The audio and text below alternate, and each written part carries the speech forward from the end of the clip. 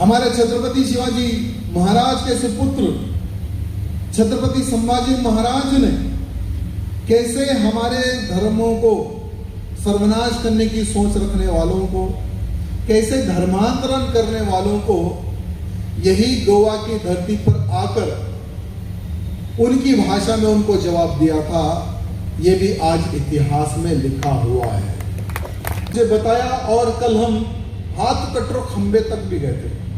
वहां पर देखा कि अब रमेश भैया ने बताया कि इस खंबे को 3 जगहों पर शिफ्ट किया गया, यानी जहां पर दिक्कत आती थी वहां से उठाकर दूसरी जगह शिफ्ट करना, वहां से उठाकर तीसरी जगह शिफ्ट करना।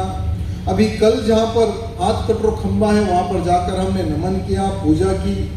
उन तमाम हिंदुओं को भगवान के चरणों में प्रार्थना, यानी भगवान के चरणों में स्थान देने के लिए हमने प्रार्थना की, जिन्होंने अपने प्राण दिए लेकिन अपना धर्म नहीं छोड़ा।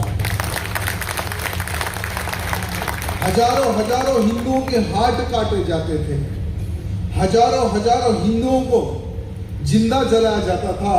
आज उसकी एक बहुत बड़ी निशानी है हाथ कटरो खंबा।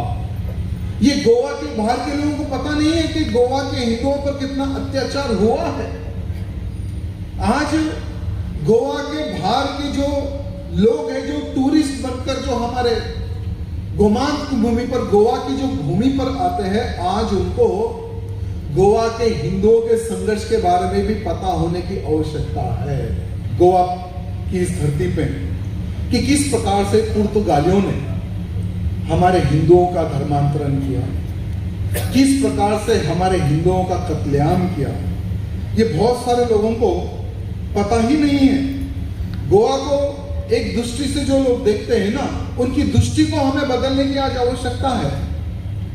आज हमारे इसी गोवा को अपवित्र करने के लिए हमारे गोवा के बहुत सारे जिलों में जिहादियों का कब्जा होते जा रहा है।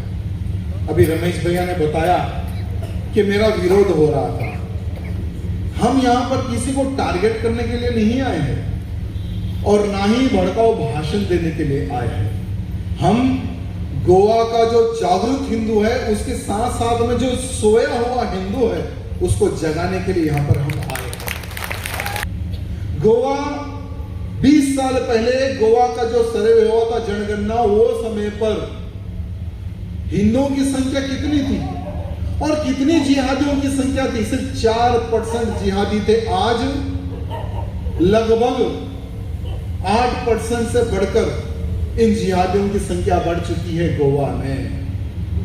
और 20 साल के बाद में क्या होगा? जो सोया हुआ जो हिंदू है गोवा का, उसको भगा दिया जाएगा गोवा से कि चल भाग, अब हमारा राज चलेगा, अब हमारी संख्या बढ़ गई है यहाँ पर। क्योंकि इनकी जो प्लानिंग होती है जिहादियों की, जो आज विरोध कर रहे हैं, जो डॉन के नाम पर हो, कोई डॉन बन गया वो विरोध कर रहा है, कोई सेकुलर हिंदू है वो विरोध कर रहा है, कोई एडवोकेट है वो विरोध कर रहा है। अरे भाई, विरोध क्यों करते हो? विरोध करने के बजाय हम क्यों विरोध कर रहे हैं, उस पर एक बार विचार करो। आज हम इस मंच के माध्यम से तुम्हारे खिलाफ क्यों बात कर रहे हो, उस विषय पर विचार करो। तुम अगर हमारे रास्ते नहीं आओगे तो हम तुम्हारे रास्ते क्यों आए? हम हाथ जोड़कर विनती करने आए हैं कि सुधर जाओ। ये गोमांत भूमि हिंदुओं की भूमि है, गोवा की भूमि हिंदुओं की भूमि है, परशुराम की भूमि है। और परशुराम का इतिहास भी उठाकर देख ले बेटा।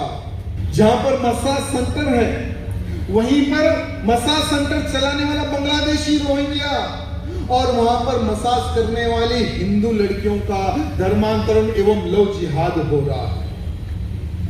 आज कुछ लोग हैं, जैसे मेरी पिछली भी एक बजरंग दल की एक सभा में मैंने यहाँ के जो ईसाई धर्म को मानने वाले जो लोग हैं, मैंने उनको एक निवेदन किया था कि तुम्हारा और हमारा दुश्मन एक ही है, ये व्हाइट टोपी वाला।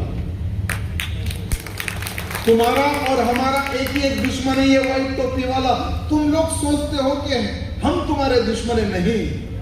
अगर तुम हमारे रास्ते नहीं आए तुम हमारे हिंदुओं का अगर धर्मांतरण नहीं करे तो हम तुम्हारे बारे में विचार भी नहीं करते, क्योंकि हमें बहुत काम है, क्योंकि भारत को हिंदू राष्ट्र बनाने का एक बहुत बड़ा संकल्प हम लोग लेकर चल रहे हैं। अभी मैं समझता हूं चुनाव आने वाले हैं, तो हमारे मुख्यमंत्री भैया जी से मैं निवेदन करना चाहूंगा, इस बार चुनाव मैनिफेस्टो में आप लिख दो जिहादी मुक्त गोवा होगा, ये सरकार जिहादी मुक्त गोवा करेगी, मैनिफेस्टो में लिख दो।